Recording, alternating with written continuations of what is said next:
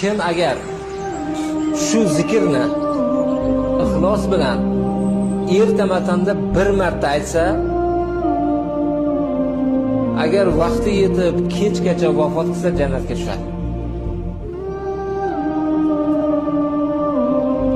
Kim agar ixlos bilan kechki payt bir marta aytsa, vaqti yetib agar erta-matangacha vafot qilsa jannatga tushadi.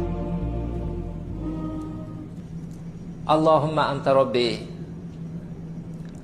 la ilaha illa anta xalaqtani va ana abduk va ana ala ahdika va va'dika mastata'tu a'udhu bika min sharri ma sana'tu abu'u laka bi ni'matika alayya va abu'u bi dhanbi faghfir li fa innahu la yaghfiru dhunuba illa ant.